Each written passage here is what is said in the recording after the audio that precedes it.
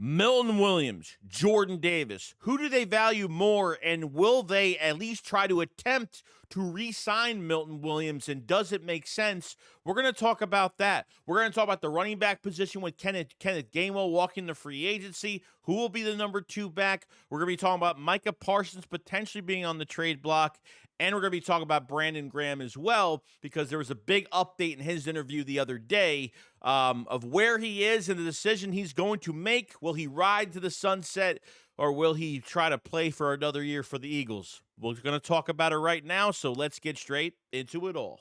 A killer buried, but not dead. Darren, we better turn around. Because I've seen enough horror movies to know any weirdo wearing a mask is never friendly. Yo, what is going on, guys? I hope everyone's having a fantastic day today. This video is sponsored by BetUS. Definitely go check them out if you guys have not. Okay, a lot to discuss here regarding the Philadelphia Eagles, and I think the first thing we should really talk about right now, just to get into things, is Brandon Grham. Okay, he had an interview the other day and just talked about where he's at and everything. Now, he hasn't talked to Howie Roseman yet. It's kind of, it's still early right now. I would say by the middle of March to at least mid-March, we should know more if Brandon Grham is coming back. And this is obviously going to be a move for, for more depth purposes for that edge rushing position. Obviously, Josh Sweat's going to be a free agent. We're excited about Jalix Hunt. We're expecting a big year from Nolan Smith next year and 25. And obviously, we might be waiting for a big move, a big trade. Something might happen on that edge with Myles Garrett or something like that. So regardless of which direction this goes, and I know Nick Sirianni is going to try to persuade Graham to come back, I am perfectly fine if Graham just retires. I have no issue with it at all, because at the end of the day, guys, I think he's given it all he really could to this team at 37 years old. I mean, the one thing I can say is I know he could still play, okay? It's kind of crazy how we're all saying we can re-sign a 37-year-old player to a 1-year extension, a 1-year deal, and most of the time we'd all be against this. But to be honest with you, I know this guy could still play. I saw it in the Super Bowl, especially where he got held twice in that game, probably could have had a couple sacks. And it's not a player that you have to worry about on the field that's not going to give his all. You know what I mean? If obviously he wasn't looking at really, 11, 12 weeks ago when he got out of that Rams game with the torn tricep injury, did you see what he was doing in that game? And then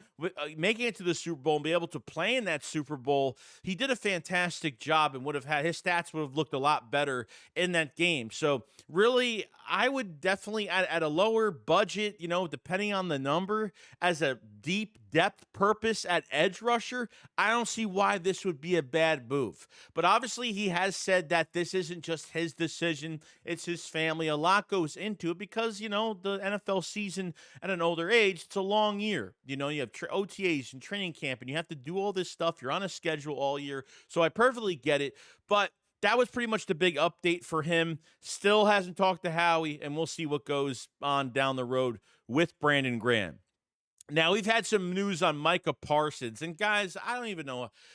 This isn't just because we won a Super Bowl, or this has been talked about the last few seasons where everyone's like, Micah Parsons does specific things where, he has a lot of relationships with a lot of the Eagles players. He always talks about the Eagles, especially when the Eagles draft someone well. He's on national TV making himself look like an idiot.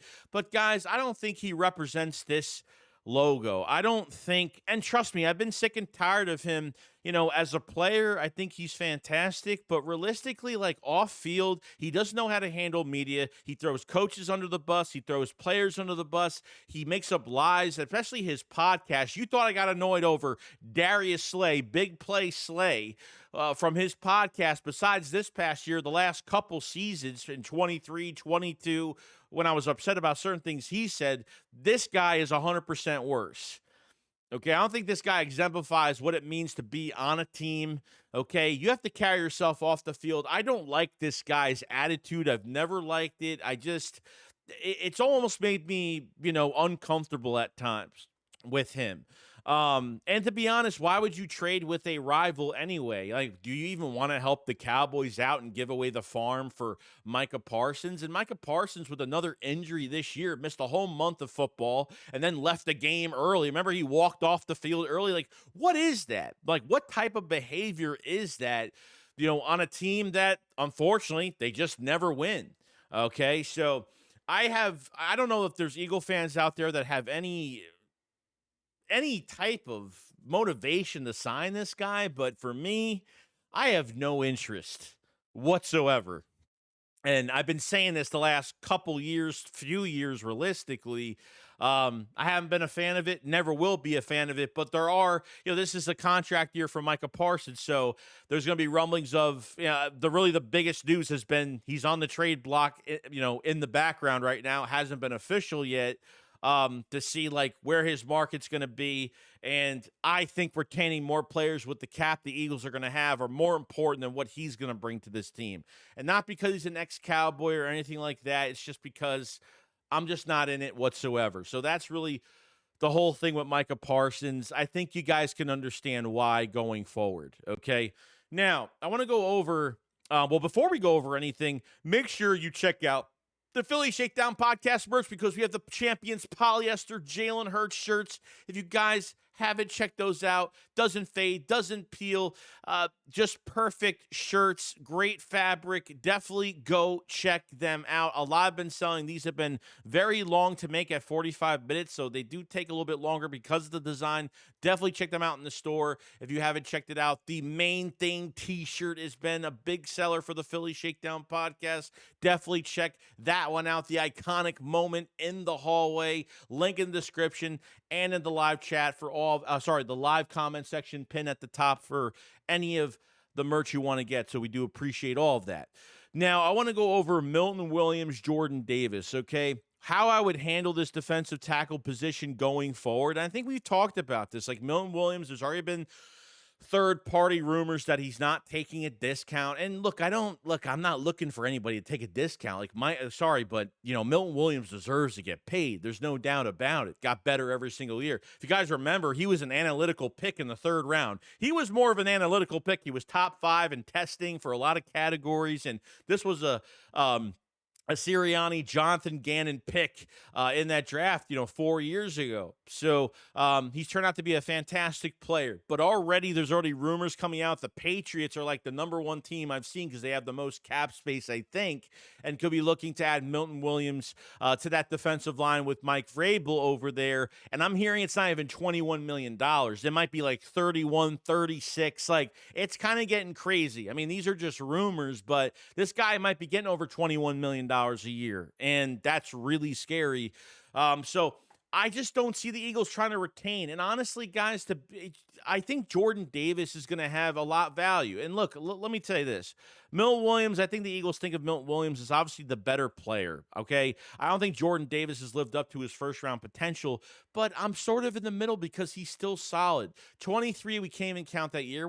The defense was falling apart. Nobody played well that season. We saw the flash of Jordan Davis and his pass rush and what he could do. And coming out of that combine, we just fell in love at that point. As long as he just maintained his weight and didn't get overweight and kind of, take away his explosiveness, then he would be fine. I think he's done a pretty good job. It seems like his motor is a lot better. And yes, I know that Fangio has taken snaps from him in 24, the Super Bowl year, as we progressed through the season. But that NFC Championship game and obviously that Super Bowl, 2 sacks combined for those 2 games is absolutely fantastic. And guys, if he's not doing that, he's going to be commanding those double teams, which is making everyone else successful. You know what I mean? So Jordan Davis is doing a lot more. The stat sheet doesn't explode at you when Jordan Davis is on the field. And I think the Eagles can get away with re-signing him a lot cheaper after the 25 season. 100% you should let Milton Williams walk. That's where I would go. And on top of everything else, Jordan Davis is a first-round pick. You can pick up his 5th-year option. If the Eagles say, you know what, let's just pick up his option and we'll sign him another year. So the option, depending on how much it is, after 25 going into 26, after this season, they could say, we could kind of make this thing, we could wait a little bit longer to re-sign him after picking up the option, or maybe use the option and then extend him after that. So there's a lot of different combinations. I think Jordan Davis gets a lot of disrespect, and I don't know why. And I completely get it, guys. Like I said, it's weird because I don't think he's lived up to that pick. And we could probably say it's a bad pick, but I don't think it's as bad as everyone says it is. And just being used the way he is on the field, he's a lot more valuable than everyone realizes and thinks. And I think we need to give him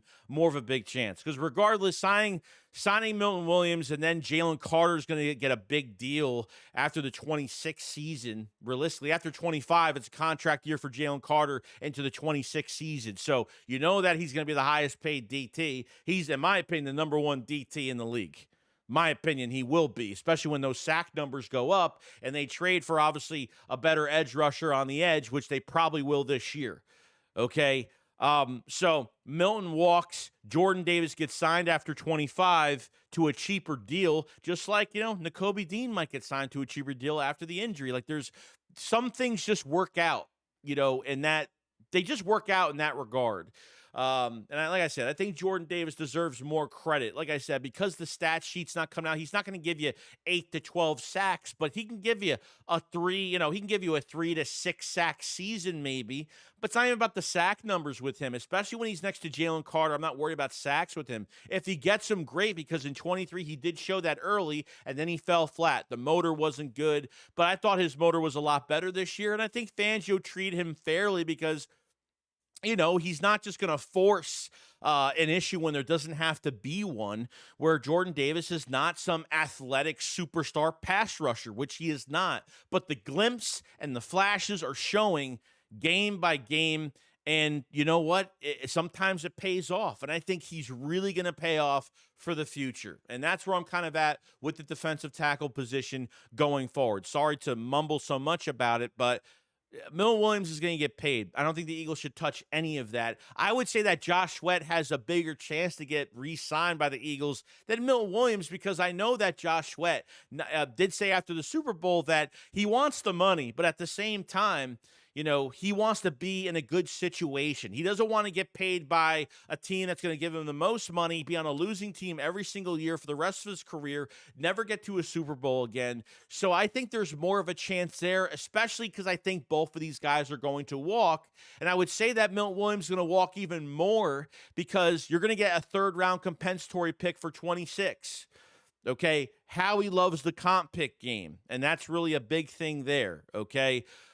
Because in 26, you're going to have 3 third-round picks. If Milton walks and signs with the Patriots or whatever team the big money, the Eagles get a compensatory pick for 26. The Eagles will have a third-rounder. The Eagles will have a third-rounder from the Jets because of the Hassan Reddick trade that didn't turn to a second-round pick. And then the Eagles will have a third-round compensatory for Milton Williams. So 3 third-round picks in 26. And obviously in 26, you're going to need a lot of picks in that draft. Okay, Super Bowl window will still be open, but you still have to draft well.